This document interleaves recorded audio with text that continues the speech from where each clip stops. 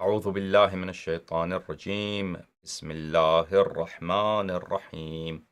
الحمد لله غير مقنوط من رحمته، ولا مخلو من نعمته، ولا مأيوس من مغفرته، ولا مستنكف عن عبادته، الذي لا تبرح منه رحمة ولا تفقد له نعمة. الحمد لله كلما وقب ليل وغساق، والحمد لله كلما لاح نجم وخفاق، والحمد لله غير مفقود الإنعام ولا مكافئ الإفضال. ثم شرائف صلواته ونوامي بركاته على عبده ورسوله الخاتم لما سبق، والفاتح لمن خلق، والمعلن الحق بالحق، الدافع جيشات الأباطيل، والدامغ صولات الأضاليل، العبد المؤيد والمنصور المسدد، المصطفى الأمجد المحمود الأحمد، سيدنا ونبينا أبي القاسم محمد، الذي بلغ الرسالة صادعا بها، وحمل على المحجة دالا عليها، وعلى أهل بيته الطيبين الطاهرين الذين أذهب الله عنهم الرجس وطهرهم تطهيرا، ولا سيما بقية الله في الأرضين وحجته في العالمين، روحي وأرواح العالمين لتراب مقدمه فداء، واللعن الدائم على أعدائهم وغاصبي حقوقهم وجاحدي مناقبهم ومنكري فضائلهم من الآن إلى أبد الآبدين. فأعوذ بالله من الشيطان الرجيم. أم لهم شركاء شرعوا لهم من الدين ما لم يأذن به الله، ولولا كلمة الفصل لقضي بينهم، وإن الظالمين لهم عذاب أليم. صدق الله العلي العظيم. اللهم صل على محمد وآل محمد. اللهم كن لوليك الحجة بن الحسن صلواتك عليه وعلى آبائه في هذه الساعة وفي كل ساعة وليا وحافظا وقائدا وناصرا ودليلا وعينا، حتى تسكنه أرضك طوعا وتمتعه فيها طويلا. اللهم صل على محمد وآل محمد وعجل فرجهم الشريف محترم. नाजरीन अस्सलाम वालेकुम। खुदावंद मुताल आप सबको जहाँ भी हैं और इस प्रोग्राम को देख रहे हैं सलामती अनायत फरमाएँ, और परवरदिगार आलम हमें और आपको शियायान अहल बैत अलैहिमुस्सलातु वस्सलाम में शामिल फरमाए, और हमें तौफीक महब्बत अहल बैत अलैहिमुस्सलाम और तौफीक ताअत अहल बैत अलैहिमुस्सलाम और तौफीक इत्तिबा अहल बैत अलैहिमुस्सलाम इनायत फरमाए। मेरे मुअज़्ज़ज़ नाज़रीन, तक़लीद के मुतअल्लिक़ हमारा गुफ्तगू जारी है। तक़लीद के मुतअल्लिक़ अहादीस में हमने एक हदीस का जायज़ा ले लिया। इस जमाअत के पास इस जो हदीस जिसमें लफ्ज़ तक़लीद था वो लफ्ज़ एक ही हदीस है, और उस जिसमें हुक्म तक़लीद है वो एक ही है। उसके मुतअल्लिक़ गुफ्तगू हम कर चुके हैं। अच्छा, इनके पास इनके अहम दलाइल में से वो अहादीस हैं जिनमें फतवा का जिक्र है, जिनमें अम्र किया गया है कि फतवा दे दो।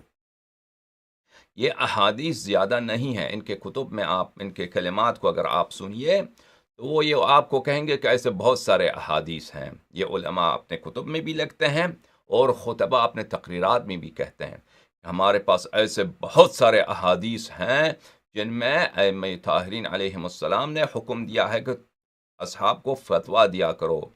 लेकिन ये एक झूठी बात है। एक ही हदीस है और वो उस हदीस की कोई सनद भी नहीं है, बल्कि वो मुखालिफिन के ज़रिए से है। इमाम अलैहिस्सलाम ने अबान इब्न तग़लिब से फरमाया कि तुम फतवा दे दो। اس کے علاوہ ایک اور حدیث ہے کہ مسلم بن معاذ نحوی سے پوچھا کہ کیا تم فتویٰ دیتے ہو؟ اس نے کہا جی ہاں میں فتویٰ دیتا ہوں. تو امام علیہ السلام نے اس میں کچھ تفصیل ہے اس کی تائید فرمائی. تو امر بالفتویٰ جو ہے وہ ایک ہی ہے، اور اس میں جو فتویٰ دینے سے رضا ہے وہ ایک حدیث ہے. یہ دو حدیثیں ہیں بس ان کے پاس یہاں جس میں فتوے کے امر، فتوے کے حکم کا تعلق ہے.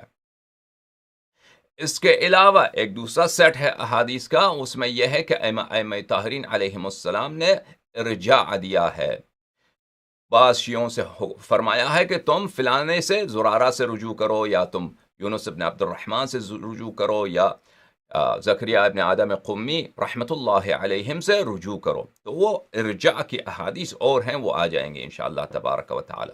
ابھی ہمارا کلام ہے افتاء کی احادیث سے، فتوے کی احادیث سے. تو کیا یہ ان احادیث کے روح سے تقلید ثابت ہو سکتا ہے یا نہیں ہو سکتا؟ پہلی تو بات ہے کہ اگر یہ احادیث صحیح ہوں، فراغ حاصل کریں احادیث کے صحت سے. احادیث بھی نہیں، ایک ہی حدیث ہے جس میں حکم بالفتویٰ ہے، اور ایک دوسری حدیث ہے مسلم بن معاذ نحوی کی جس میں فتویٰ دینے سے رضا کا بیان ہے. تو اگر صحت ثابت ہے تو مجتہدین یہ کہتے ہیں کیونکہ امام علیہ السلام نے فتویٰ دینے کا حکم دیا ہے اور دوسری حدیث میں فتویٰ دینے سے رضایت حاصل کی ہے، تو فتویٰ تو ویسے دیا نہیں جاتا، فتویٰ تو عمل کے لیے دیا جاتا ہے. ویسے آپ فضول فتویٰ دے دیں اور تقلید حرام ہو، یہ تو ہو نہیں سکتا. فتویٰ کس لیے دیا جاتا ہے؟ فتویٰ اس لیے دیا جاتا ہے کہ کوئی لوگ اس فتوے پہ عمل کریں. امام علیہ السلام نے اگر کسی سے کہا کہ تم فتویٰ دے دو تو اس کا مطلب یہ ہے کہ اس کے فتویٰ کا فائدہ ہے نا. ویسے بلا فائدہ فتویٰ دینا، فضول ایسے ہی فتویٰ دیتا رہے، کوئی عمل نہ کرے، وہ کسی لیے کوئی حجت نہ ہو، اس کا کیا فائدہ؟ اس کا کوئی فائدہ ہی نہیں ہے، یہ تو فضول کام ہے. تو اس کا مطلب یہی ہے کہ امام علیہ السلام نے جب فرمایا ہے کہ تم فتویٰ دے دو تو وہ فتویٰ عوام کے لیے حجت ہوگی. تو جب عوام کے لیے فتویٰ حجت ہوگی، اسی کو ہم تقلید کہتے ہیں. عوام کسی مجتہد کی رائے پہ عمل کریں، اور اس طرح سے کیا ہوتا ہے؟ اس طرح سے فتویٰ تقلید ثابت ہو جاتا ہے. تو ملاحظہ فرمائیے کہ یہ احادیث میں تقلید کا براہ راست ذکر نہیں ہے. جس حدیث میں تقلید کرنے کا حکم ہے وہ ایک ہی حدیث ہے جس کے متعلق ہم بات کر چکے ہیں کہ اس حدیث کا اس سے تقلید اس بات نہیں ہوتا، بلکہ مصطلح تقلید کا ابطال ثابت ہوتا ہے. ان احادیث میں فتوے کی بات ہو رہی ہے. تو آئیے دیکھتے ہیں کہ مجتہدین حضرات کیا کہتے ہیں. ملاحظہ فرمائیے، کتاب ہے مصباح الاصول، تقریرات ابحاث مرحوم آیت اللہ خوئی. یہ کتاب ان کے مؤسسے کی چھپی ہوئی کتاب ہے، جزء آخر ہے مصباح الاصول کی، جو مرحوم خوئی صاحب کی مشہور و معروف کتاب ہے علم اصول میں. یہاں پہ مؤسسہ خوئی نے اس کتاب کو سنہ 2009 میں چھاپا ہے. ملاحظہ فرمائیے، اس کتاب میں صفحہ نمبر 538 میں کلام فی احکام التقلید، تقلید کی متعلق بات. اچھا، تقلید کے دلائل کیا ہیں؟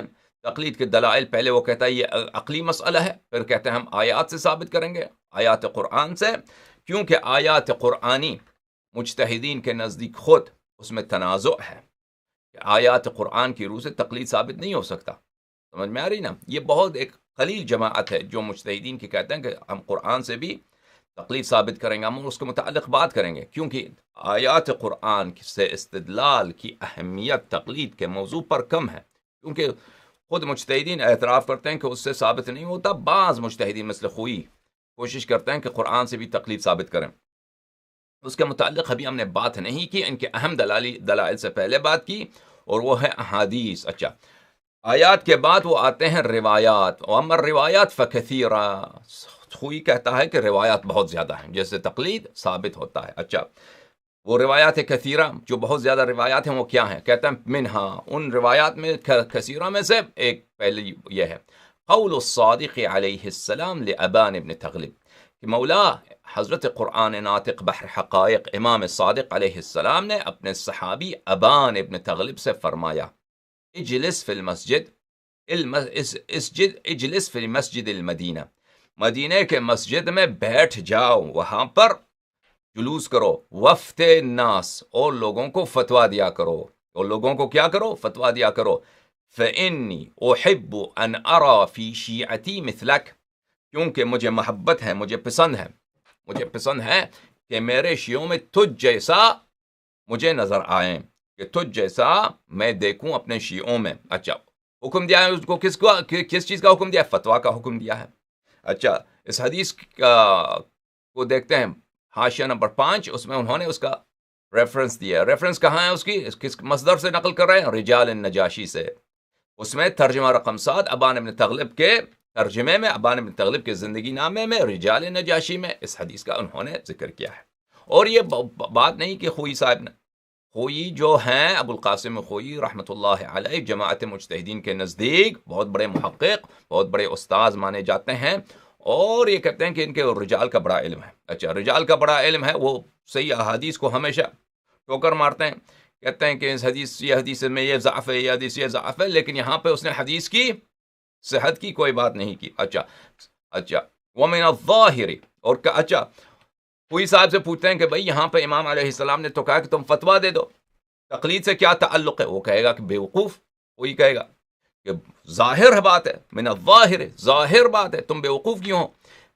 ان جواز الافتاء یلازم جواز العمل به عرفا، کہ اگر فتویٰ دینا جائز ہے تو اس کا ملازمہ یہ ہے، ہاں، اس سے لازم بات یہ ہے کہ اس فتویٰ پر عمل کرنا بھی جائز ہے، اور اسی کو ہم تقلید کہتے ہیں، اس لیے تقلید ثابت۔ اچھا، اس کے علاوہ اس حدیث پہ انہوں نے کوئی استدلال نہیں کی، اور یہ ختم بات۔ اچھا، یہ کتاب ہے المحکم فی اصول الفقہ، جزء السادس، تالیف السید محمد سعید الطباطبائی الحکیم، جو نجف اشرف میں حالیہ دور میں وہ مراجع میں سے ایک ہیں، اور وہ اپنے آپ کو عالم سمجھتا ہے، اور وہ اپنے آپ کو اپنے استاد خوئی سے بھی کہتے ہیں کہ عالم سمجھتا ہے۔ بہرحال ہر ایک مجتہد مرجع جو ہوتا ہے وہ اپنے آپ کو ظاہراً عالم سمجھتا ہے۔ یہ طبع دار الہلال ہے، جزء سادس، سنہ 2013 میں یہ کتاب چھپی ہے۔ یہاں پہ ملاحظہ فرمائیے کہ صفحہ نمبر 368 میں تقلید کے دلائل پر الرابع ما تضمن، کہتا ہے وہ حدیث تم نے نہیں پڑھا جس میں اس کا مضمون یہ ہے، حث ابان ابن تغلب علی الجلوس للفتوى، کہ ابان ابن تغلب کو حکم دیا گیا کہ تم بیٹھو مسجد میں، اور وہاں پہ کس لیے بیٹھو؟ فتویٰ دے دو۔ مسجد میں بیٹھو عبادت کے لیے نہیں، مسجد میں بیٹھو لوگوں سے گپ شپ لگانا نہیں، مسجد میں بیٹھو کس لیے؟ تاکہ تم وہاں پہ فتویٰ دے دو۔ اچھا، وتقریر معاذ ابن مسلم علی ذلک، اور معاذ ابن مسلم کو امام علیہ السلام نے اس معاذ سے پوچھا کہ کیا تم فتویٰ دیتے ہو؟ میں نے سنا، معاذ نے کہا جی ہاں میں فتویٰ دیتا ہوں۔ امام علیہ السلام نے اس سے منع نہیں کیا، اس سے رضا کا اظہار کیا۔ تو وہ حدیث بھی ہم آپ کو سنا دیں گے۔ اس میں بھی حدیث معاذ ابن مسلم، یہ دو احادیث ہیں جن میں فتوے کی بات ہے۔ ایک میں حکم فتویٰ دینے کا حکم ہے کہ تم فتویٰ دے دو، دوسری حدیث میں کیا ہے؟ دوسری حدیث میں یہ ہے کہ میں نے سنا ہے معاذ، میں نے سنا تم فتویٰ دیتے ہو، اس نے کہا جی ہاں میں فتویٰ دیتا ہوں، پھر اس میں کچھ تفصیل ہے۔ تو بہرحال اس سے امام راضی ہیں، تو پتہ چلا جب فتویٰ دینے کا حکم ہے یا معاذ ابن مسلم کے فتویٰ دینے سے رضا ہے، تو پتہ یہ چلا کہ فتویٰ دینا جائز ہے۔ فتویٰ دینا ویسے فضول تو جائز نہیں ہوتا، فتویٰ اس لیے دیا جاتا ہے کہ کوئی اس پہ عمل کرے، تو اس سے پتہ چلا کہ تقلید صحیح ہے، مشروع ہے۔ اچھا، لوضوح ان مبنى استفتاء الناس لهما على العمل بما يفتيان لهم كما هو مقتضى السيرة، یہ بات واضح ہے کہ لوگ ان سے استفتاء کرتے ہیں، لوگ فتویٰ طلب کرتے ہیں معاذ ابن مسلم سے یا ابان ابن تغلب سے، اور وہ فتویٰ دیتے ہیں۔ کس لیے فتویٰ لیتے ہیں ان سے؟ فتویٰ اس لیے لیتے ہیں کہ ان سے عمل کریں۔ تو امام علیہ السلام کو پتہ ہے کہ فتویٰ دیتے ہیں، ویسے مذاق کے لیے تو فتویٰ نہیں دیتے، فضول میں فتویٰ نہیں دیتے، فتویٰ اس لیے دیتے ہیں کہ لوگ عمل کریں، فتوے پہ عمل کرنے ہی کو ہم تقلید کہتے ہیں، ختم بات۔ فتویٰ تقلید ثابت ہو گیا حدیث کے روح سے، سمجھ میں آئی میرے عزیزوں؟ میرے معزز ناظرین، وجہ استدلال واضح جن حدیثوں کی روح سے مجتہدین حضرات تقلید کو ثابت کرنے کی کوشش کرتے ہیں، وہ بھی میں ان کے کتب سے آپ کو پڑھ کے سنا چکا ہوں۔ اس استدلال کا کیا وزن ہے؟ کیا یہ استدلال صحیح ہے یا استدلال صحیح نہیں ہے؟ پہلی تو بات یہ ہے کہ ہمیں دیکھنا ہوگا عزیزوں کہ عربی زبان میں فتویٰ کس کو کہتے ہیں، شریعت میں فتویٰ کس کو کہتے ہیں۔ کیا فتویٰ جو معنی فتویٰ کا ہم سمجھتے ہیں آج، کہ کہتے ہیں کہ مولوی نے فتویٰ دیا، قاری نے فتویٰ دیا ہے، مفتی نے فتویٰ دیا ہے، مدرس مدرسے کا فتویٰ دیا ہے، ہاں وہ فتویٰ دیا ہے، اس کو یہی معنی ائمہ طاہرین علیہم الصلاۃ والسلام کے زمانے میں بھی تھا یا کوئی اور معنی تھا؟ قرآن میں حدیث میں فتوے کا اور معنی ہے۔ موجودہ دور میں جب سے فقہ کا اور اجتہاد کا بازار رونق پڑ گیا کہ بازار میں رونق پڑ گیا ہے اور ان کے اصطلاحات مسلمین کے افکار پر اور مسلمین کے لٹریچر پر حاوی ہو گیا ہے، تو فتویٰ سے آپ کیا سمجھتے ہیں؟ ہاں کہتے ہیں کہ فتویٰ، یہ فتویٰ میرے پاس ہے، تو اس کا مطلب یہی ہے کہ کسی نے اجتہاد کیا ہے، اپنی اجتہاد، اس کی اجتہاد اپنی جگہ صحیح ہے غلط ہے جو بھی ہے، اس نے اجتہاد کیا اور اجتہاد کے نتیجے کو اس نے اظہار کیا ہے مختصر الفاظ میں، جملوں کی صورت میں، کہ فلاں کا واجب ہے یا حرام ہے یا باطل ہے یا یہ طلاق صحیح ہے یا یہ مسئلہ کا حکم یہ ہے، اس کو کہتے ہیں فتویٰ، یعنی مجتہد کے اجتہاد کے نتیجے کو فتویٰ کہتے ہیں۔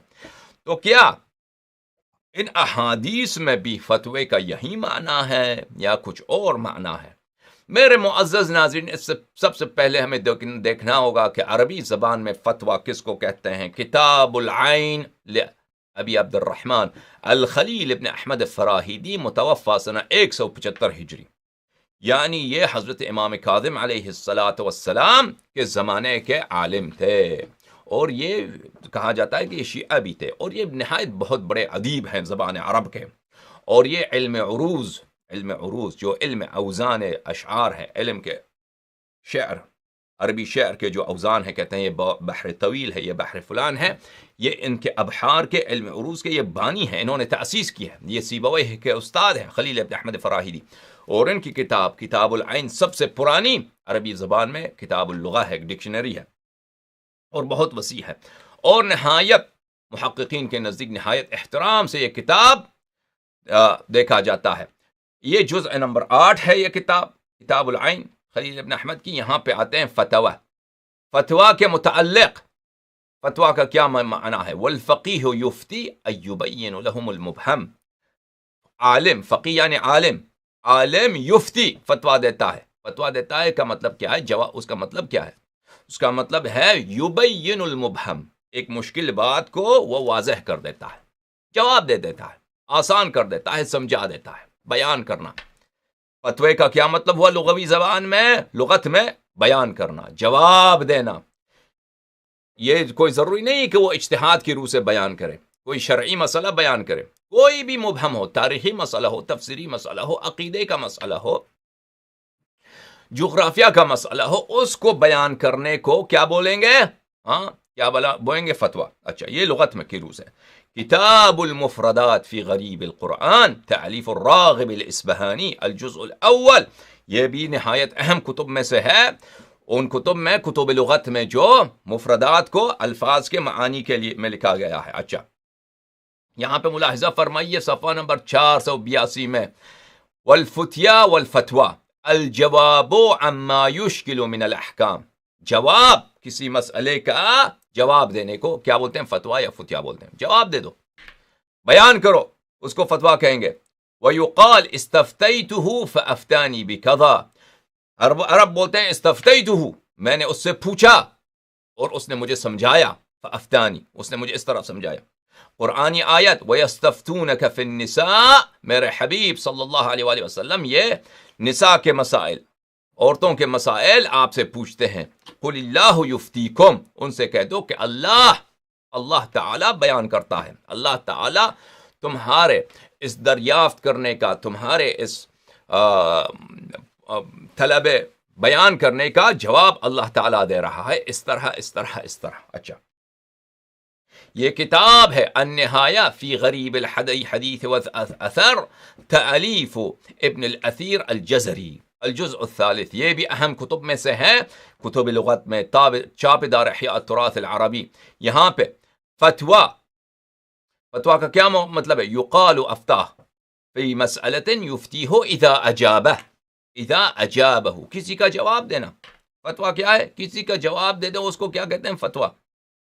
یہ کوئی ضروری نہیں کہ اجتہاد کی روح سے ہے۔ والاسم الفتویٰ، کتاب لسان العرب لابن منظور الافریقی المجلد 15، 15واں جلد لسان العرب کی، چاپ دار صادر بیروت. یہاں پہ وہ افتاہ فی الامر ابانہ لہ، افتاہ فی الامر، افتاہ فی الامر، اس مسئلے میں اس نے افتاح کیا. افتاح کیا یعنی ابانہ لہ، اس مسئلے کو اس کے لیے بیان کیا، اس کو سمجھایا. فتوا کا کیا مطلب؟ سمجھانا، جواب دینا. سمجھاؤ، جواب دے دو. یہ کوئی ضروری نہیں کہ اجتہاد کی روح سے ہو، سمجھ میں آ رہی نا، اور صرف فقہ کے مسائل میں ہو، حلال و حرام کے مسائل میں ہو، کوئی ضروری نہیں ہے. قرآن مجید فرقان حمید میں مادہ افتاء کا ذکر کئی مقامات پر ہے، کئی مقامات پر ہے. اور ہم آ کے آیات قرآنی کو دیکھتے ہیں اور آیات قرآنی پہ غور کرتے ہیں اور اپنے نظروں کو اور اپنے دلوں کو قرآن مجید کے آیات سے نورانیت بخشتے ہیں اور دیکھتے ہیں کہ اس میں لفظ فتویٰ اور استفتاء کن معنی میں ذکر ہوا ہے. یہ ملاحظہ فرمائیے، قرآن کریم چاپ حجاز، اور یہ وہاں پہ جو سعودی حضرات ہیں انہوں کی چھاپی ہوئی کتاب ہے، چھاپی ہوئی قرآن مجید ہے، ترجمہ ان کا ہے. سورہ مبارکہ صافات میں آیہ نمبر 11، فاستفتہم اہم اشد خلقا ام من خلقنا، اے میرے حبیب استفتہم، ان سے استفتاء کرو. ان سے؟ کافروں سے استفتاء کرو. تو مکے کے کافر، مکے کے مشرک کیا مجتہد تھے؟ وہ کیا مفتی تھے؟ رسول اللہ صلی اللہ علیہ وآلہ وسلم ان کے اجتہاد کے روح سے ان سے طلب فتوا کر رہے ہیں؟ نہیں، استفتاء، ان سے استفتاء کرو، ان سے پوچھو، ان سے دریافت کرو. سمجھ میں آ رہی نا؟ یہ لفظ استفتاء طلب بیان کرو، ان سے مطالبہ کرو کہ بیان کرو، جواب دے دو. یہ اس کا مطلب یہ ہے. اس کا مطلب یہ نہیں ہے کہ سامنے والا مجتہد ہے، ہم نے استفتاء کیا ہے، وہ شرعی فتوا دے رہا ہے. یہ فتوا الفاظ، عربی زبان کے الفاظ کے معانی وقت کے گزر جانے کے ساتھ بدل گئے ہیں. تو ان میں سے ہم لوگ ابھی الفاظ میں سے کچھ سمجھتے ہیں جو صدر اول میں، زمانہ اول میں ان الفاظ کے یہ معانی نہیں تھے. سمجھ میں آ رہی نا؟ فاستفتہم، حبیب صلی اللہ علیہ وآلہ وسلم، یہ کفار جو ہیں یہ منکر ہیں. کس کے منکر ہیں؟ معاد کے منکر ہیں. کہتے ہیں، وہ کیا کہتے ہیں کہ ایک دفعہ جسم اگر خاک ہو جائے، جسم اگر انسان کا جسم ہے، انسان کی ہڈیاں ہیں، خاک ہو جاتا ہے تو وہ دوبارہ کیسے زندہ ہو سکتا ہے؟ تو پر اس بات پہ کیا ہے؟ حبیب صلی اللہ علیہ وآلہ وسلم کا، حضرت مصطفیٰ صلی اللہ علیہ وآلہ وسلم کا مذاق اڑانا شروع کرتے ہیں کہ دیکھیں یہ ادعا کر رہا ہے کہ روز قیامت بھی ہے. روز قیامت کیا ہوتا ہے؟ انسان دوبارہ قبر سے زندہ ہوتا ہے. دیکھیں ہم قبر کھولتے ہیں، یہ ہڈیاں ہیں، یہ بالکل خاک ہو چکی ہیں، پاؤڈر بن چکا ہے، اس کا جسم، گوشت، سب کچھ پاؤڈر بن چکا ہے. تو یہ دوبارہ کیسے زندہ ہو سکتا ہے؟ یہ پر شروع کرو مذاق اڑاؤ. سمجھ میں آ رہی نا؟ کافر کیونکہ ان کا عقل ان کے آنکھ میں ہوتا ہے، وہ سوچتے، تفکر تو نہیں کرتے. جیسے آج کل مقدسات کا مذاق اڑانے والے کہتے ہیں ایک شخص 1200 سال سے وہ کیسے زندہ رہ سکتا ہے؟ جس اللہ نے حضرت عیسیٰ ابن مریم علیہ السلام، حضرت خضر علیہ السلام کو کئی ہزاروں سال سے زندہ رکھا ہے، جس اللہ تعالیٰ نے قرآن مجید میں، تمہیں قرآن پہ اعتبار نہیں ہے، حضرت نوح علیہ السلام کو کتنی لمبی عمر ادا کی، جس خود کہتے ہو کہ مرگ و حیات، موت و حیات کس کے ہاتھ میں؟ پروردگار عالم کے ہاتھ میں. وہ کسی کو چاہے 10,000 سال، 1,00,000 سال زندہ رکھے، اس میں کیا تعجب ہے؟ تم خود کہتے ہو کہ اپنی کتب میں، مسلم میں وہاں پہ موجود ہے کہ رسول اللہ صلی اللہ علیہ وآلہ وسلم کے زمانے میں دجال زندہ تھا، صحابہ اس کو دیکھ کے آئے، اور وہ دجال رسول صلی اللہ علیہ وآلہ وسلم کے زمانے سے لے کر آج تک زندہ ہے، اور پتہ نہیں کب کتنے سال مزید زندہ رہے گا. وہ جب ظہور امام علیہ السلام سے پہلے وہ دنیا میں فتنہ برپا کر دے گا آخر الزمان میں. تو جب تم خود کہتے ہو اس مسائل پر، تو کیسے ہمارے امام عصر علیہ السلام کے متعلق، جن کے متعلق متواتر احادیث ہیں کہ ان کی فرزند ہیں حضرت امام حسن عسکری علیہ السلام، کہتے ہو کہ وہ کیسے ایک شخص ہے 1,000 سال سے زیادہ اس کی عمر ہو؟ وہ مذاق اڑا. ٹھیک ہے نا؟ یہ کون سی منطق ہے؟ منطق ہے جس کی شخص کی منطق نہ ہو، جس شخص کا عقل نہ ہو، جس شخص کا تفکر نہ ہو. وہی کفار قریش کے، مکے کے مشرکین کے ماننے والے اور ان کی تفکر کے پہ جاری رہنے والے لوگ، کہ وہ مردے کی ہڈی کو لے کر مذاق اڑاتے تھے رسول اللہ صلی اللہ علیہ وسلم کہ تمہارا خدا اس کو کیسے زندہ کرے گا. تو خداوند متعال نے اپنے حبیب صلی اللہ علیہ وآلہ وسلم سے کہا کہ بولو، فاستفتہم، ان سے دریافت کرو، اہم اشد خلقا ام من خلقنا انا خلقناہم من طین لازب، کہ تم کو پیدا کرنا زیادہ مشکل تھا یا تم سے پہلے جو لوگ تھے ان کو ہم نے پیدا کیا وہ ان کو زیادہ پیدا کرنا مشکل تھا. ہاں، ہم نے انسان کو لسدار مٹی سے پیدا کیا. فرمایا ان کافروں سے پوچھو، فاستفتہم، کافروں سے پوچھو، ان کافروں سے دریافت کرو، ان کافروں سے مطالبہ کرو کہ جواب دے دو. استفتاء کا کیا مطلب ہے؟ اس مطلب یہ ہے، استفتاء کا مطلب یہ نہیں ہے کہ تم ہمیں فتویٰ دے دو، شرعی فتویٰ دے دو. وہ مشرک ہیں، کیا فتویٰ دیں گے؟ مجتہد نہیں ہیں وہ. ان سے پوچھو کہ آیا ان کا پیدا کرنا زیادہ دشوار ہے یا ان کا جنہیں ہم نے ان کے علاوہ پیدا کیا.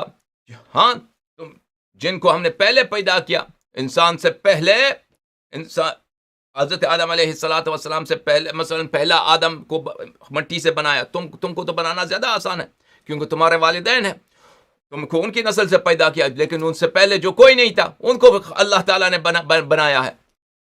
ہم نے انسان کو لیسدار مٹی سے پیدا کیا ہے. بل عجبت ویسخرون، بل کہ تو تعجب کر رہا ہے اور یہ مسخرہ پن کر رہے ہیں، یہ تمسخر، مذاق اڑا رہے ہیں. اچھا، تو پتہ چلا میرے عزیزوں کہ استفتاء کا کیا مطلب ہوا قرآن مجید میں. یہاں پر استفتاء کا مطلب ہے طلب بیان کرنا، پوچھنا. پھر ملاحظہ فرمائیے کہ سورہ مبارکہ الصافات میں پھر یہاں پر کیونکہ مشرکین قریش ان میں سے ایک طائفہ یہ تھا کہ وہ ملائکہ کو کیا سمجھتے تھے؟ ملائکہ کو لڑکیاں سمجھتے تھے. ملائکہ کیا ہے؟ مؤنث ہے. نستجیر باللہ، ملائکہ لڑکیاں ہیں اور وہ نستجیر باللہ یہ خدا کی بیٹیاں ہیں، خدا کی اللہ تعالیٰ کی بیٹیاں. تو قرآن مجید ان سے کہہ رہا ہے فاستفتہم، ان مشرکین سے پوچھو حبیب صلی اللہ علیہ وآلہ، ربک البنات ولہم البنون، کہ خدا کی بیٹیاں ہیں اور تمہارے بیٹے ہیں. اپنے لیے تو تم کہتے ہو کہ ہمارے بیٹے ہیں اور پروردگار عالم کے بیٹیاں ہیں ملائکہ. ان سے دریافت کیجئے کہ کیا آپ کے رب کی تو بیٹیاں ہیں اور ان کے بیٹے ہیں.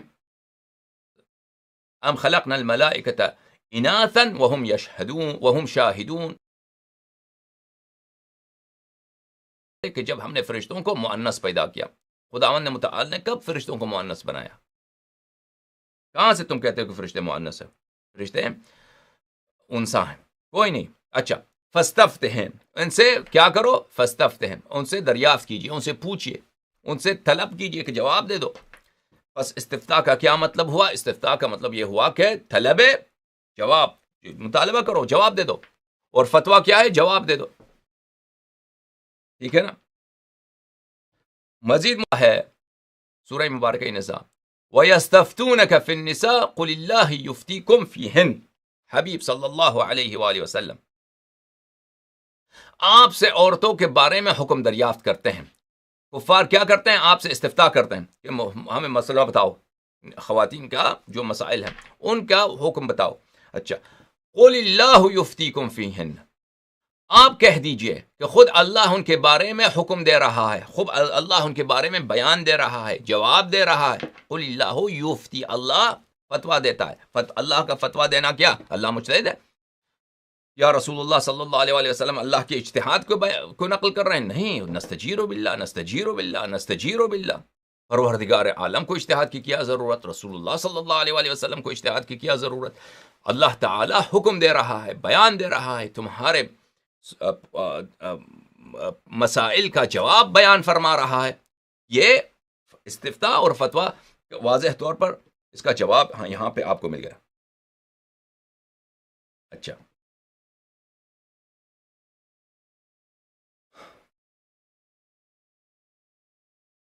سورہ مبارکہ یوسف علیہ السلام. عزیز مصر نے خواب دیکھا. وقال الملک انی ارى 7 بقرات سمان یأکلہن 7 عجاف. عزیز مصر نے خواب دیکھا کہ میں نے خواب میں دیکھا کہ 7 موٹی کیا ہیں؟ موٹی گائیں ہیں. 7 میں نے خواب میں دیکھا، 7 سمان یعنی 7 گائیں میں نے دیکھا خواب میں جو موٹی ہیں. یأکلہن، کہ ان کو 7 پتلی جو گائیں ہیں ان کو کھا رہی ہیں. وسبع سنبلات خضر واخر یابسات، اور میں نے دیکھا کہ 7 وہاں پہ خوشیں ہیں، 7 خوشیں ہیں وہ بالکل ہری ہری، اور 7 میں نے دیکھے کہ کیا ہے اس کے ساتھ، 7 بہت خشک خوشیں ہیں۔ اچھا دیکھیں اس کا اردو ترجمہ ان لوگوں نے کیا کہا، بادشاہ نے کہا میں نے خواب میں دیکھا ہے کہ 7 موٹی تازہ فربہ گائیں ہیں، جن کو 7 لاغر دبلی پتلی گائیں کھا رہی ہیں، اور 7 بالیاں ہیں ہری ہری، اور دوسری 7 بالکل خشک۔ یا ایھا الملا، اے میرے قوم کے بزرگوں، سمجھ میں، یا ایھا الملا، اے میرے قوم کے بزرگوں، افتونی کی کیا، فتوا دے دو، مجھے فتوا دے دو۔ اس کا مطلب کوئی شرعی فتوا نہیں ہے، اس کا لغوی معنی ہے فتوا، یعنی بیان کرو، میں نے خواب دیکھا ہے، تم بیان کرو، یہ تعبیر کرو اس خواب کی، افتونی، فتوا دے دو۔ فتوا کا کیا مطلب ہے یہاں پہ؟ فتوا کا مطلب یہاں پہ شرعی فتوا نہیں ہے۔ افتونی فی رؤیائی ان کنتم للرؤیا تعبرون، اگر تمہیں تعبیر خواب آتا ہے تو اس میرے خواب کی تعبیر کرو۔ دیکھو کہ انہوں نے کیسے ترجمہ کیا، اے درباریو میرے خواب کی تعبیر بتلاؤ، نہ کہ تم اجتہاد کرو، یہاں پہ شرعی حکم دے دو۔ کوئی اجتہاد نہیں، کوئی وہ مجتہد بھی نہیں تھے، وہ سب مشرک تھے۔ اگر تم خواب کی تعبیر دے سکتے ہو۔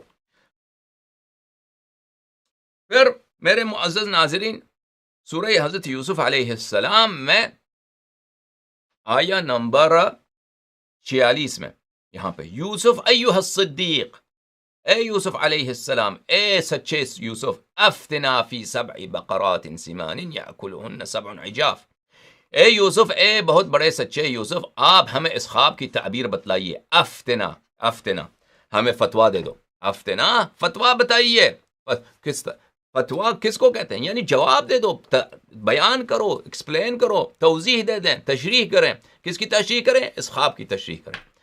تو پتہ چلا کہ فتوا کس کو بولتے ہیں؟ توضیح دینے کو، بیان کرنے کو، شرح کرنے کو، اور اس کا مطلب لغوی جو معنی ہے اس کا اصطلاحی معنی ضروری نہیں کہ اجتہاد کی روح سے جواب دیا جائے، آپ کسی کا جواب دے دیں۔ اچھا، اس کے علاوہ قرآن کریم میں بھی کئی ایک جگہ اس کا ذکر ہے۔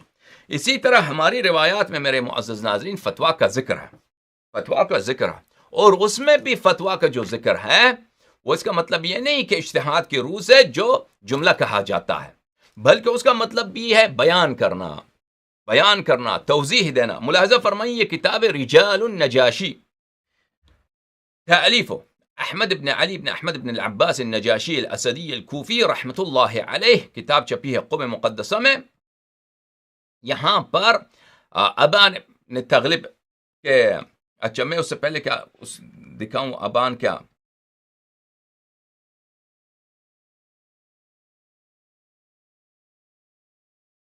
میں ایک اور روایت آپ کو دکھاؤں، وہ روایت کہاں گئی؟ یہ ابان کی روایت سے پہلے ایک اور روایت میں آپ کو دکھانا چاہتا ہوں کہ زرارہ نے کہا کہ میں مولا امام صادق علیہ السلام کا فتویٰ سنتا ہوں تو میرا ایمان بڑھتا ہے۔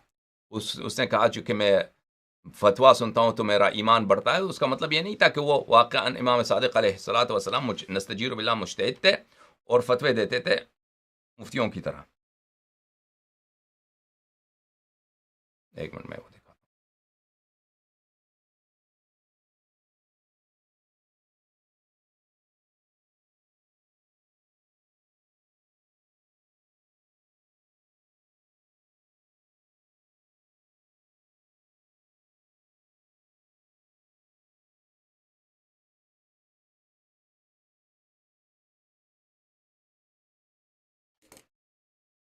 وہ روایت یہ ہے عزیزو، اختیار و معرفت الرجال المعروف بالرجال الکشی،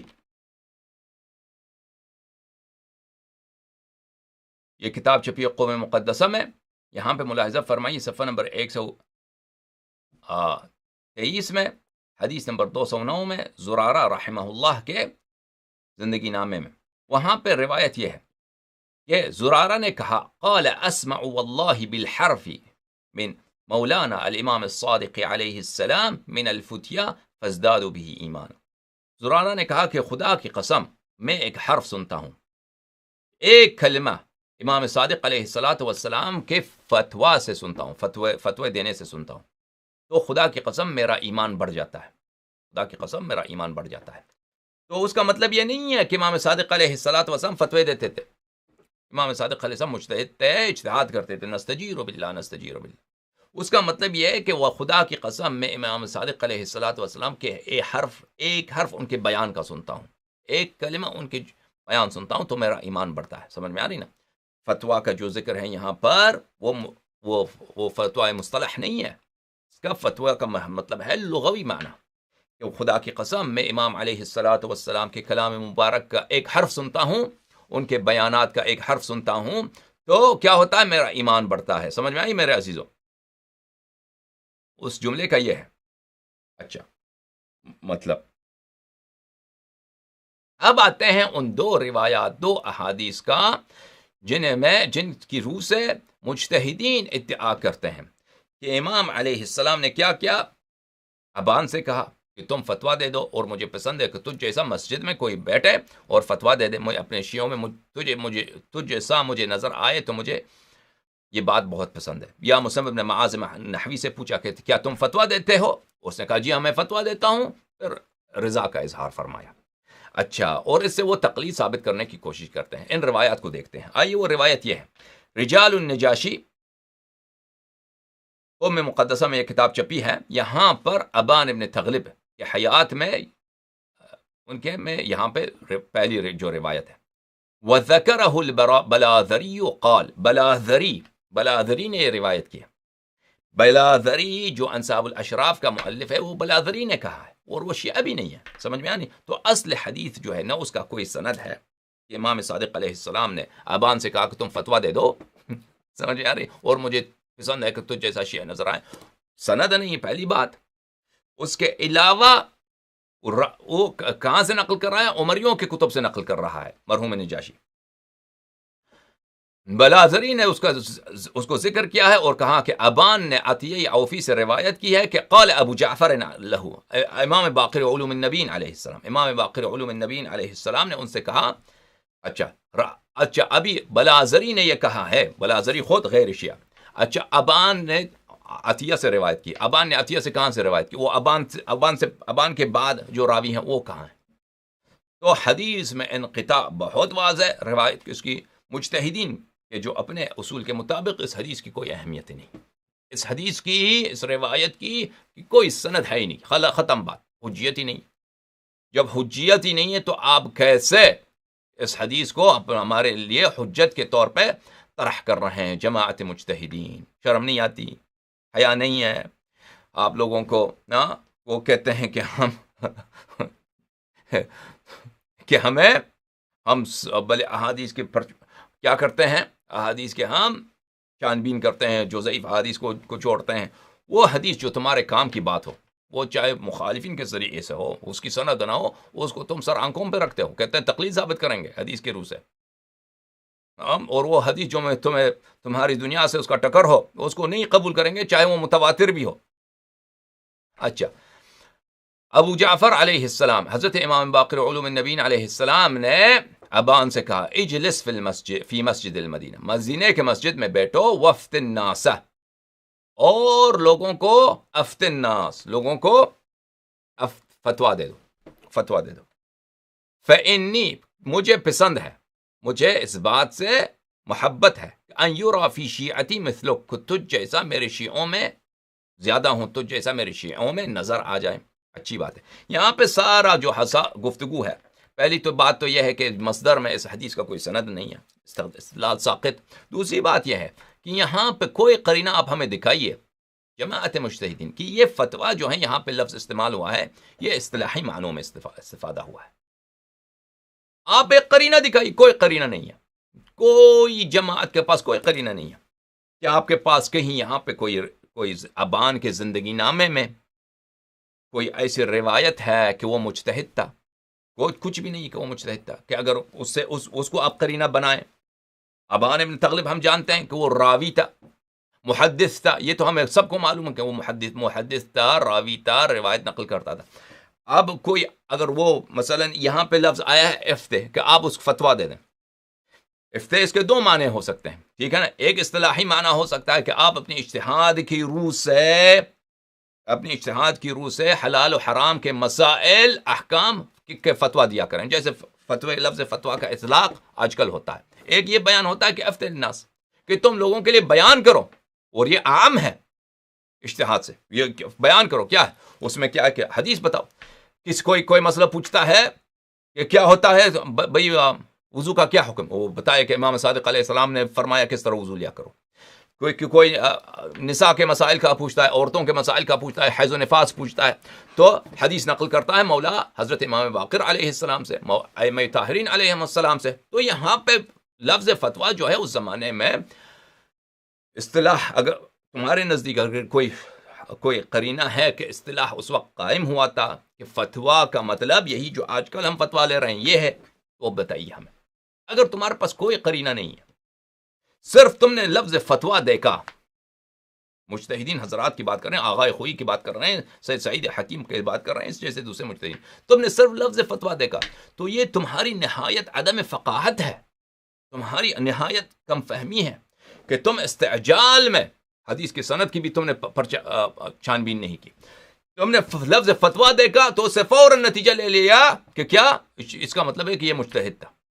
یہ نہایت نادانی ہے، کیونکہ ہمارے پاس بے شمار قرائن ہیں ہمارے پاس کہ ابان ابن تغلب کیا تھا، وہ راوی حدیث تھا، اور اس زمانے میں سب بیان احکام اور سب فتویٰ اور افتاء کیا تھا، نقل حدیث کے ذریعے ہوتا تھا، نقل روایت کے ذریعے ہوتا تھا. ہمارے پاس بہت سارے، آپ لوگوں کے پاس کیا ہے؟ کچھ بھی نہیں ہے ان کے پاس. سمجھ میں آ رہی نا؟ تو یہاں پہ اسے کہا کہ فتویٰ دے دو، اس کا مطلب یہ نہیں ہے کہ مصطلح فتویٰ، اس کا مطلب ہے وہ اسی طرح جیسے حضرت یوسف علیہ السلام سے درباریوں نے کہا کہ اے یوسف ایھا الصدیق افتنا فی سبع بقرات سمان، یوسف، اے سچے یوسف سلام اللہ علیہ، ہمیں بتلائیے، ہمیں توضیح دیجئے، تشریح کریں کہ بادشاہ سلامت نے خواب دیکھا ہے، اس کی تعبیر کیا ہے. افت الناس، لوگوں کو آپ بتائیے، لوگوں کے لیے توضیح دیں، لوگوں کو سمجھائیں. اس کا مطلب یہ ہے، اس کا مطلب یہ نہیں کہ تم اپنی اجتہاد کی روح سے وہاں فتویٰ بازی شروع کرو. سمجھ میں آ رہی ہے بات آپ کو؟ اور اس بات کی قرینہ بھی آ جائے گا، ابھی ہم واضح قرینہ آپ کو دکھائیں گے. دوسری حدیث جو یہ دکھاتے ہیں میرے عزیزوں، وہ معاذ ابن مسلم ہے، نحوی کی جو حدیث ہے وہ حدیث آپ کو دکھاتے ہیں، واضح قرینہ اس میں آ جائے گا. اختیار و معرفت الرجال المعروف برجال الکشی، تالیف الشیخ الطوسی رحمہ اللہ، چھاپ ہے مؤسسہ نشر الاسلامی بقم المقدسہ، سنہ 1427 میں کتاب قم میں چھپی ہے. یہاں پہ صفحہ 217 میں حدیث زندگی نامہ 119 حدیث 470 معاذ ابن مسلم الحراء النحوی، اس کی جو حدیث ہے. اچھا، اس میں ایک یہ حدیث ہے، ملاحظہ فرمائیے. معاذ ابن مسلم النحوی نے کہا کہ میں گیا امام صادق علیہ السلام کی خدمت میں. امام صادق علیہ السلام نے فرمایا بلغنی انک تقعد فی الجامع فتفتی الناس، مجھے خبر پہنچا ہے کہ میں نے سنا ہے کہ تم مسجد میں بیٹھتے ہو، مسجد جامع میں، جو بڑا مسجد میں بیٹھتے ہو، اور وہاں پر فتفتی الناس، اور وہاں پر تم افتاء کرتے ہو، لوگوں کو افتاء کرتے ہو. اب اس کے دو معنی ہو سکتے ہیں میرے عزیز. ایک وہی معنی جو اس زمانے میں رائج تھا، یا کہ لوگوں کے لیے بیان کرتے ہو، لوگوں کو سمجھاتے ہو، لوگوں کو علم دیتے ہو. سمجھ میں آ رہی نا؟ اس میں اجتہاد کا کوئی نہیں ہے. ایک معنی یہ ہے کہ آج کل ہم فتویٰ سے سمجھتے ہیں، لفظ فتویٰ کا کیا مطلب آج کل؟ کہ آپ کہتے ہیں کہ مرجع نے فتویٰ دے دیا، فلان مولوی نے فتویٰ دے دیا ہے نا، تو اس سے کیا ہے، وہ اپنے اجتہاد کی روح سے اس نے اپنے خیالات کا اظہار کیا ہے. تو کیا یہ فتویٰ مصطلح ہے یا فتویٰ لغوی ہے؟ سمجھ میں آ رہی ہے نا کیا ہے؟ قرینہ اسی میں آ جائے گا. سمجھ میں آ رہی ہے؟ اسی حدیث میں ہے. اس نے جواب دیا کہ جی ہاں، قال قلت نعم، جی ہاں میں یہی کرتا ہوں. وقد اردت ان اسألك عن ذلك قبل ان اخرج، اور میرا ارادہ یہی تھا کہ میں آپ سے پوچھ لوں کہ میں کیا کروں، میں جو کام کرتا ہوں میرا ارادہ یہی تھا کہ میں آپ سے پوچھ لوں اس سے پہلے کہ میں واپس اپنے وطن کو جاؤں. انی اقعد فی المسجد، میرا طریقہ کار یہ ہے کہ میں مسجد میں بیٹھتا ہوں. فیجیء الرجل یسألنی عن الشیء، میں مسجد میں بیٹھتا ہوں، عالم ہوتے ہوئے لوگ آتے ہیں میرے پاس، سوال کرتے ہیں. کوئی شخص آتا ہے مجھ سے سوال کرتا ہے، ایک شخص آتا ہے مجھ سے سوال کرتا ہے، فَإِذَا عَرَفْتُهُ بِالْخِلَافِ عَنْكُمْ أَخْبَرْتُهُ بِمَا يَقُولُ، اگر میں پہچان گیا کہ یہ سامنے جو شخص آیا ہے مجھ سے سوال کر رہا ہے یہ مخالفین میں سے ہے، یہ جماعت مخالفین میں سے ہے، یہ عائشہ کے بیٹوں میں سے ایک ہے، یہ ان جماعت میں سے ہے، تو ان کے عقیدے کے مطابق فَأَخْبَرْتُ، تو وہ جب مجھ سے سوال کرتا ہے تو فَأَخْبَرْتُهُ بِمَا يَقُولُونَ، اس کو جواب دیتا ہوں ان کے عقیدے کے مطابق، وہ جو خود کہتے ہیں اسی کے مطابق میں جواب دیتا ہوں، تقیہ کرتا ہوں، اس سے مناظرہ نہیں کرتا، مباحثہ نہیں کرتا۔ وَيَجِيءُ الرَّجُلُ أَعْرِفُهُ بِحُبِّكُمْ وَأَوْ مَوَدَّتِكُمْ، اور ایک دوسرا شخص آتا ہے، میں اس کو جانتا ہوں کہ یہ شیعہ ہے، یہ میرے مولا کا ماننے والا ہے، میں اس کو جانتا ہوں کہ یہ محب اہل بیت علیہم السلام، یہ مومن آدمی ہے، اس سے وہ مجھ سے سوال کرتا ہے، فَأَخْبِرُهُ بِمَا جَاءَ عَنْكُمْ، بس میں اس کو اخبار کرتا ہوں میرے عزیزو، اخبار کہتے ہیں حدیث کو نقل کرنے کو کہتے ہیں، میں روایت کرتا ہوں، حدیث نقل کرتا ہوں، اخبار کرتا ہوں، اس کو خبر دیتا ہوں، بِمَا جَاءَ عَنْكُمْ، اس حدیث کی جو آپ سے وارد ہوئی ہے، سمجھ میں آ رہی نا، اس حدیث نہیں کہا کہ میں اس کو فتویٰ دیتا ہوں اپنے اجتہاد کے مطابق، آپ کے مذہب کے مطابق، اخبرہ، میں اس کو نقل کرتا ہوں اس حدیث کی جو آپ سے وارد ہوئی ہے۔ وہ آ کے شخص آتا ہے میرے پاس، میں پہچان لیتا ہوں یہ شیعہ ہے، جب میں نے پہچان لیا یہ شیعہ ہے، وہ مجھ سے سوال کرتا ہے فلاں مسئلہ یہ ہے، مسئلہ یہ، میں اس کو روایت نقل کے سناتا ہوں، تو پتہ یہ چلا میرے عزیز اسی حدیث میں نہ خوئی نے اس کو صحیح پڑھا روایت کو، نہ سعید حکیم نے پڑھا، نہ دوسرے مجتہدین نے صحیح پڑھا، حدیث میں واضح طور پر قرینہ موجود ہے کہ افتاء کا مطلب اس زمانے میں اور فتویٰ کا مطلب اس زمانے میں نقل حدیث تھا، نہ یہ کہ اجتہاد کی روح سے اپنے خیالات کا اظہار کرنا۔ اچھا، تو میں اس کو یہ روایت نقل کرتا ہوں، وَيَجِيءُ الرَّجُلُ لَا أَعْرِفُهُ وَلَا أَدْرِي مَنْ هُوَ، پھر ایک تیسرا شخص آتا ہے میرے پاس، میں نہیں جانتا کہ وہ شیعہ ہے یا غیر شیعہ ہے، میں اس کو نہیں جانتا، بالکل ناشناس، بالکل ناآشنا شخص آتا ہے، میں نہیں جانتا کہ وہ کیا ہے، شیعہ ہے یا غیر شیعہ ہے، اور وہ مجھ سے سوال کرتا ہے، تو میں وہاں پہ میں نے خود بھی تقیہ کرنا ہوتا ہے، تو اس کو کیسے جواب دیتا ہوں، اس کو ایسے جواب دیتا ہوں، فَأَقُولُ جَاءَ عَنْ فُلَانٍ كَذَا وَجَاءَ عَنْ فُلَانٍ كَذَا فَأُدْخِلُ قَوْلَكُمْ فِي مَا بَيْنَ ذَلِكَ، ایسے شخص کو جو میں نہیں جانتا کہ وہ شیعہ ہے یا غیر شیعہ ہے، جب وہ مجھ سے کوئی مسئلہ پوچھتا ہے تو کہتا ہوں کہ فلان طائفے سے یہ روایت نقل ہوئی ہے اور فلان طائفے سے یہ روایت نقل ہوئی ہے اور حضرت امام صادق علیہ السلام سے یہ روایت نقل ہے، تو اس طرح آپ کے قول کو، آپ کے فرمان کو انہی اقوال میں داخل کر دیتا ہوں، تاکہ وہ سننے والا شخص اگر شیعہ ہو تو آپ کا فرمان اس کی سمع میں آ جائے، اس کو سمجھ آ جائے، اور اگر وہ غیر مخالف ہے تو پھر وہ اپنے ائمہ، ان کے جو پیشوا ہیں، ان کے اقوال وہ اس میں سے سن لے، سمجھ میں آئی نا۔ تو یہاں پہ دوسرا قرینہ کہ واضح طور پر کہ فتویٰ دیتا تھا کس طرح، روایت سے فتویٰ دیتا تھا، نقل روایت بیان کرتا تھا، حدیث بیان کرتا تھا، فتویٰ کیا ہوتا تھا، نقل حدیث لوگوں کو سنائے، نہ کہ اپنے خیالات کا اظہار، خیالات جہنم میں جائیں، یہ حدیث نقل کرتا تھا۔ تو امام علیہ السلام نے کہا قال فقال لی، معاذ بن مسلم نحوی فرماتے ہیں کہ مولا حضرت امام صادق علیہ السلام نے فرمایا اصنع کذا فانی کذا اصنع، امام علیہ السلام نے فرمایا کہ یہ اسی طرح کرتے رہو، میں خود بھی یہی کرتا ہوں کہ یعنی ایک شخص آیا، میں اس کو غیر شیعہ ہے، امام علیہ السلام تو جانتے ہیں، ظاہر میں نہیں معلوم، تو اقوال کو اسی طرح داخل کرتا ہوں، میں خود بھی اسی طرح تقیہ کرتا ہوں، تو آپ بھی اسی طرح تقیہ کیا کریں۔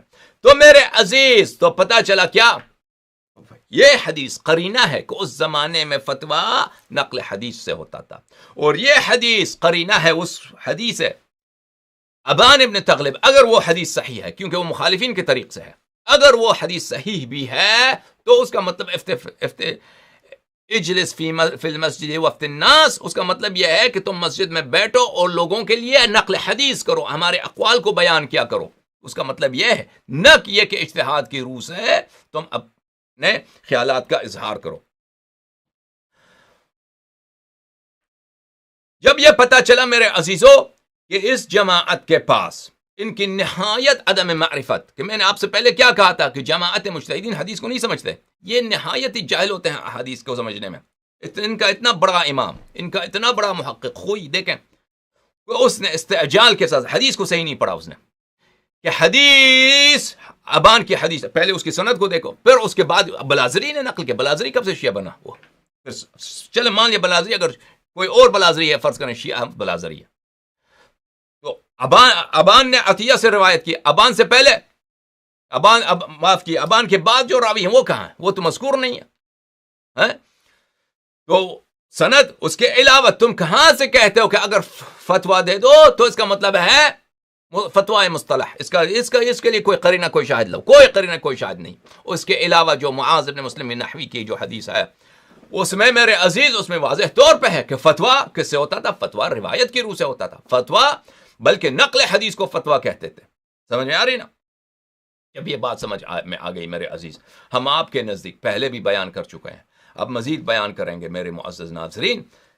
متعدد بے شمار مجتہدین کبار خود نے انہوں نے اعتراف کیا ہے کہ اہل بیت طاہرین علیہ السلام کے زمانے میں کوئی اجتہاد نہیں تھا، کوئی تقلید نہیں تھا. فتویٰ بھی ہوتا تھا نقل حدیث سے ہوتا تھا. فتویٰ کس کو بولتے تھے؟ نقل حدیث کو فتویٰ بولتے تھے. اور ایک شخص آپ کے لیے حدیث نقل کر رہا ہے، آج کل اگر کوئی شخص آپ کو اس کو فتویٰ نہیں کہیں گے. اصطلاحیں بدل گئی ہیں، الفاظ بدل چکے ہیں. سمجھ میں آ رہی نا؟ جیسے جیسے زمانہ بڑھتا ہے الفاظ بدلتے ہیں. آپ کسی مجتہد کی رائے پہ عمل کرتے ہیں، وہ حدیث نہیں ہوتا. توضیح المسائل میں آپ کھولیں، وہ مجتہد کے اپنے آراء ہوتے ہیں، اس کے فتاوی ہوتے ہیں، وہ حدیث نہیں ہے. حدیث اور ہے، حدیث کلام امام معصوم علیہ السلام ہے. فتویٰ مجتہد کی رائے ہے، مجتہد کی نظر ہے، جو اپنی اس کے اجتہاد کا نچوڑ ہوتا ہے، اجتہاد کا نتیجہ ہوتا ہے. سمجھ میں آ رہی نا؟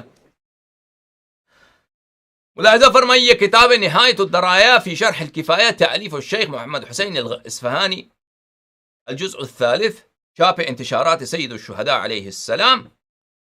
یہاں پر میرے معزز ناظرین معاف کیجیے گا، یہاں پر صفحہ نمبر 467 میں جلد نمبر 3، یہ خوئی کا استاد ہے محمد حسین اصفہانی، اور نہایت ہی بڑے محقق اور نہایت ہی محترم علم میں، درایہ میں، فہم میں، اور علم بالخصوص علم اصول میں ان کے تیز بینی کی وجہ سے وہ نہایت ہی احترام کی نظر سے بہت بڑے تاثیر گزار محقق ہیں، جن کے آراء حوزات علمیہ میں ہم ان کے عصر سے لے کر آج تک نہایت مؤثر رہی ہیں. اچھا، اس کتاب میں وہ کیا فرماتے ہیں؟ وَأَمَّا الْأَخْبَارُ الدَّالَّةُ عَلَى جَوَازِ الْإِفْتَاءِ وَالْإِسْتِفْتَاءِ، وہ احادیث جن میں جواز افتاء اور استفتاء ہے. جواز افتاء اور استفتاء ہے میرے عزیزو، دو ہی حدیث ہے اور کچھ بھی نہیں ہے. ایک حدیث ہے وہ ابان ابن تغلب والی، اور ایک معاذ ابن مسلم نحوی والی. سمجھ میں آ رہی نا؟ اس میں ان کے فائدہ کا کوئی کام ہی نہیں. اچھا، احادیث زیادہ نہیں ہے، بس دو ہی حدیث ہے، دو ہی حدیث ہے. ایک میں امر کیا گیا کہ تم فتویٰ دے دو، ایک میں اس سے پوچھا کہ تم فتویٰ دیتے ہو، تو امام علیہ السلام نے اس کی فتویٰ دینے سے رضایت کا اظہار کیا. لیکن اس میں نے بیان کیا کہ اس میں فتویٰ نقل حدیث ہے اس میں. اچھا، اخبار الدالہ، وہ احادیث جو دلالت کرتی ہیں کہ جائز ہے کہ افتاء کرے، فتویٰ دے دے یا استفتاء ہو جائے. فہی وان کانت احسن ما فی الباب، یہ احادیث ہمارے جو تقلید کو ثابت کرنے کے لیے کوشش کرتے ہیں، یہ ہماری بہترین احادیث ہیں. حدیث کی روح سے اگر تقلید ثابت کرنا چاہیں تو اس سے بہتر حدیث ہمارے پاس ہے نہیں. سمجھ میں آ رہی؟ کیونکہ ان کے پاس کوئی حدیث نہیں. میرے عزیزو یاد رکھو، کوئی حدیث نہیں ہے کہ جس میں حکم ہو کہ تم تقلید کرو. اس کی کوئی حدیث نہیں ہے ان کے پاس. صرف ایک حدیث ہے تفسیر امام حسن عسکری علیہ السلام سے. وہ حدیث سند کے لحاظ سے ان کے نزدیک ساقط ہے. متن کے لحاظ سے بھی ہم نے دیکھا کہ اس میں مصطلح ہے، تقلید مصطلح کا اس میں کوئی ذکر ہی نہیں ہے، بلکہ تقلید مصطلح کا بطلان اس سے ثابت ہو جاتا ہے. وہ ہم نے بات کی. تو اس لیے کہہ رہے ہیں کہ جواز افتاء اور استفتاء کی جو حدیث ہے یہ احسن ما فی الباب، ہمارے پاس اس سے زیادہ مضبوط کوئی حدیث ہے ہی نہیں ہے.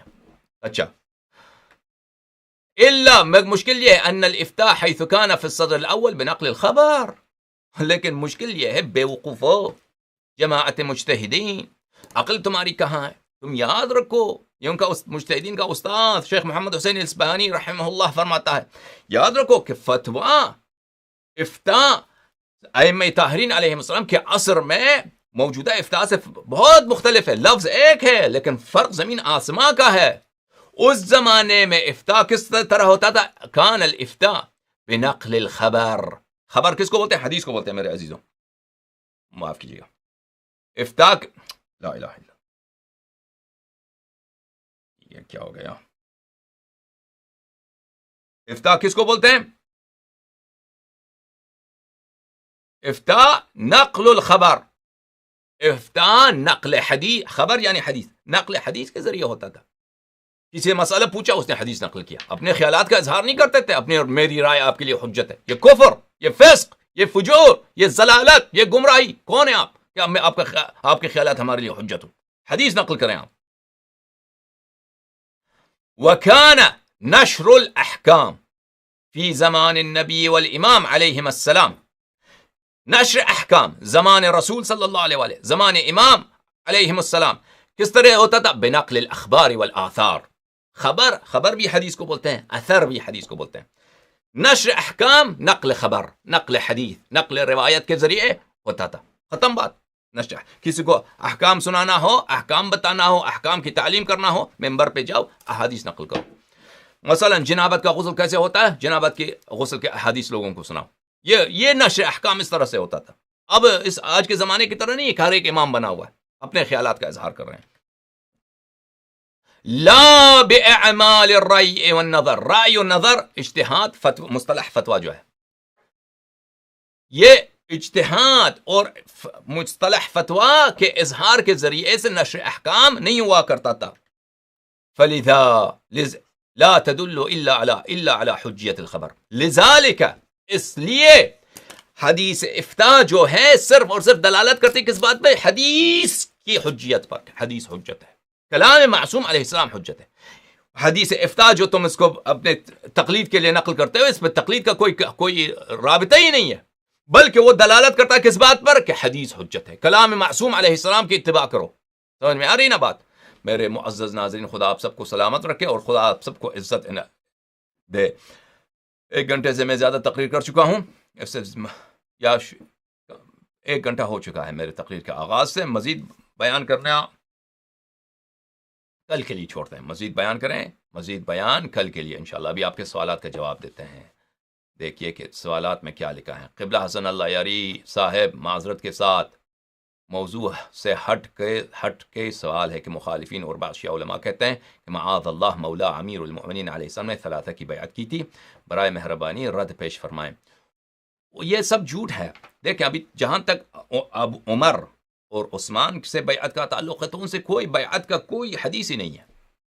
عمر اور عثمان سے بیعت جو ہے، ان کی عمر اور عثمان کی بیعت کی کوئی حدیث نہیں ہے. یعنی مخالفین نے کہ کسی نے مثلا ابو ہریرہ نے عمر سے بیعت کی ہو، ان کی بیعت ہی نہیں ہوئی.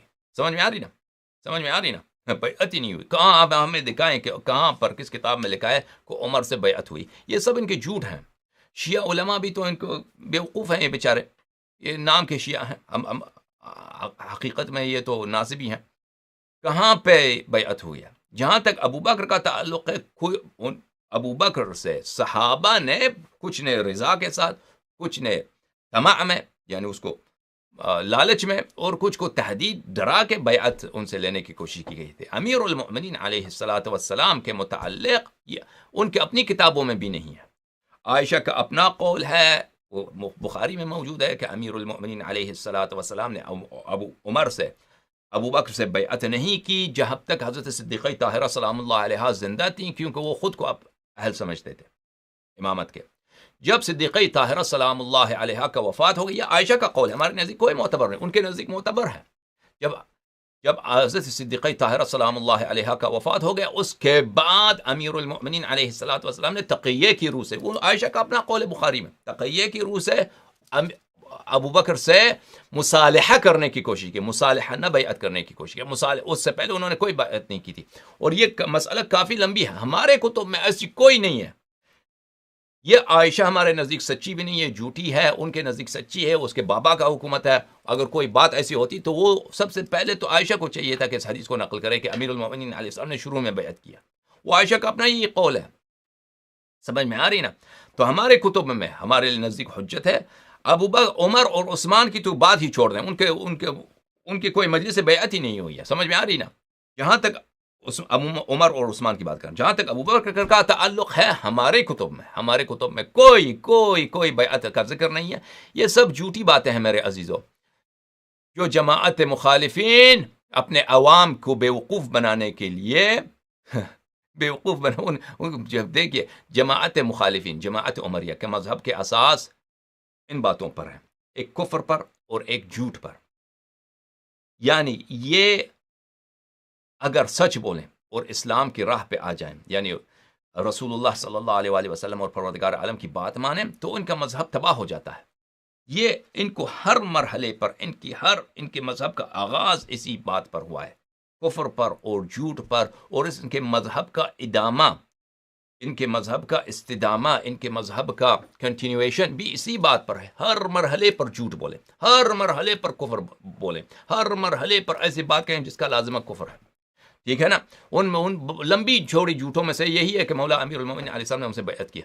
اب میں معذرت چاہتا ہوں، میں دوسرے سوال پڑھوں. جو لوگ سوال کرنا چاہتے ہیں ان کو اردو اسکرپٹ میں لکھنا ہوگا، انگلش میں لکھیں گے، ہم نہیں پڑھیں گے.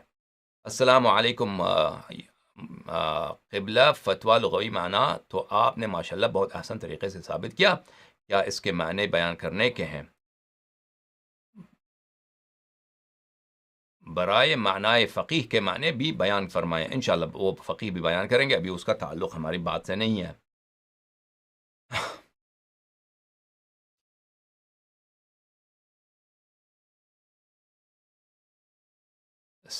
السلام علیکم. میں نے سنا کہ حدیثوں میں جو اذان درج ہے اس میں اشہد ان ولی اللہ نہیں لکھا ہے، اور اذان میں علی ولی اللہ کے جملے کے پڑھنے کے اجازت مجتہدین نے دی ہے. کیا واقعات یہ اس کا ہمارے موضوع سے کوئی تعلق نہیں ہے. آپ ہمارے موضوع سے متعلق سوال کریں، میں آپ کی خدمت میں ہوں. میں جواب دینے سے مجھے خوشی ہوگی. موضوع سے باہر آپ سوال کر رہے ہیں. سلام. وقت ملے تو مجتہدین کے کچھ فتوے دکھائے دیجیے گا جو قرآن اور حدیث کے خلاف ہوں، تاکہ ہمارے عوام کو سمجھ آ جائے. یہ لوگ کم علمی کی وجہ سے آپ کی بات نہیں سمجھتے، اس لیے ان کے جھوٹے رہبر ہیں، ان کے فتووں سے جھوٹا ثابت کریں انشاءاللہ.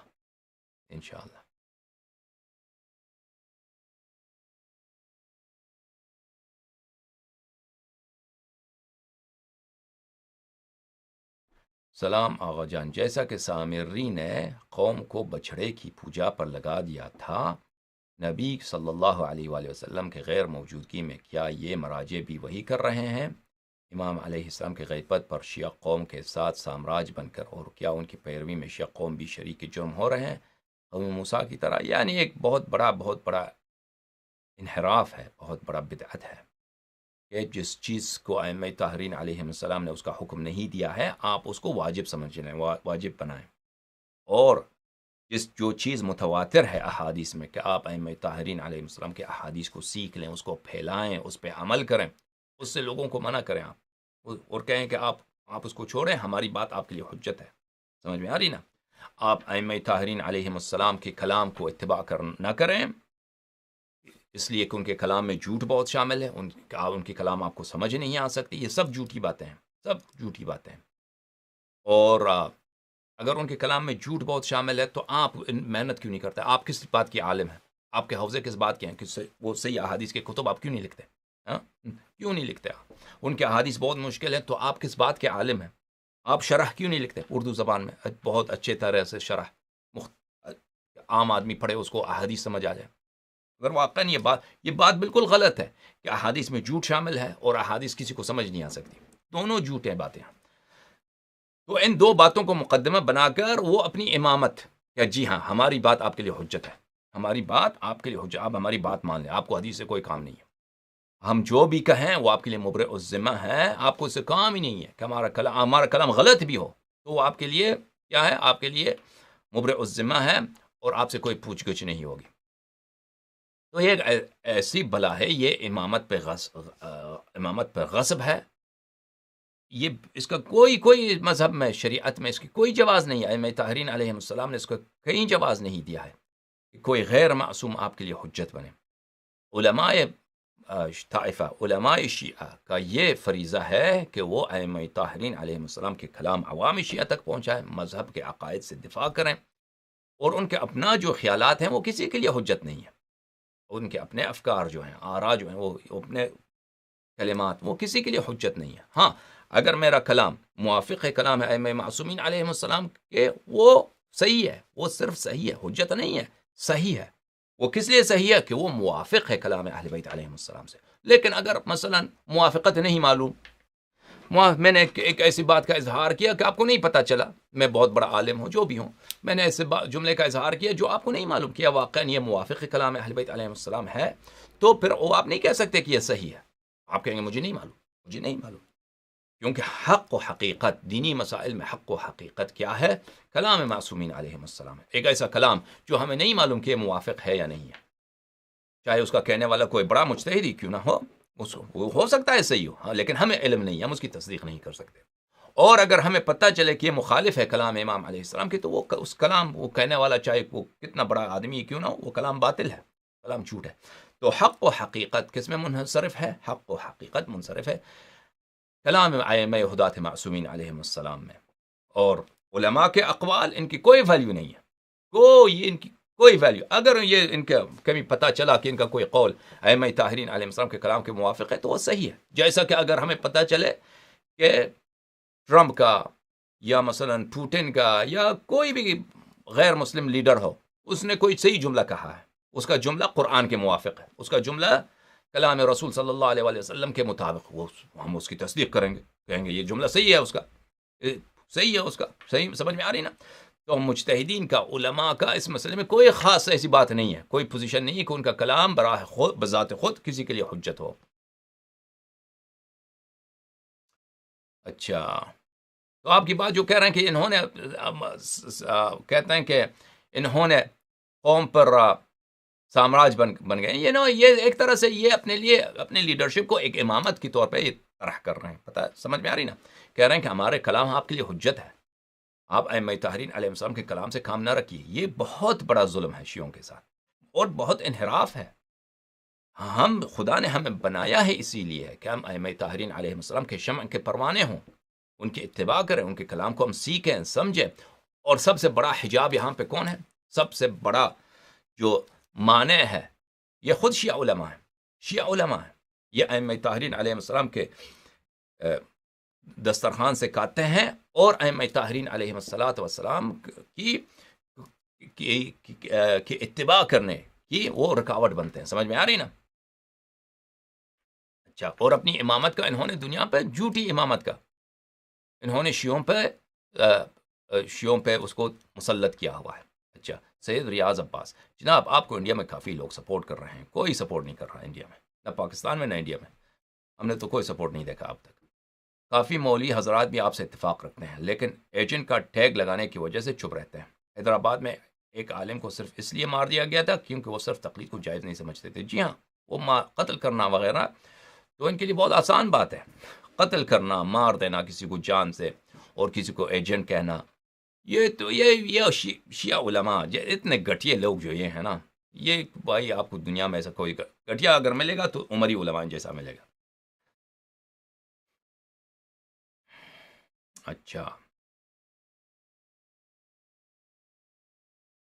محمد ثنا صاحب کہتے ہیں میں نے آپ بہت سے بیانات سنے، آپ کے جہالت ٹپک رہی ہوتی آپ کے کلام سے. اچھی بات ہے، آپ جو ہیں رد کریں، دلیل لکھیں اپنی کہ کون سی ہماری بات باطل ہے، تاکہ ہمیں سمجھ آ جائے اور لوگ بھی سمجھ جائیں کہ ہماری کون سی بات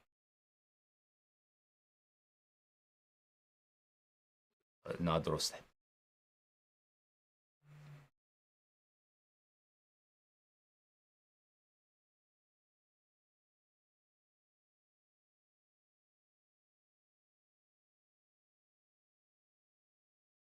اللهم صل على محمد وآل محمد. اللهم كن لوليك الحجة بن الحسن صلواتك عليه وعلى آبائه في هذه الساعة وفي كل ساعة وليا وحافظا وقائدا وناصرا ودليلا وعينا حتى تسكنه أرضك طوعا وتمتعه فيها طويلا. اللهم صل على محمد وآل محمد وعجل فرجهم الشريف يا علي مدد.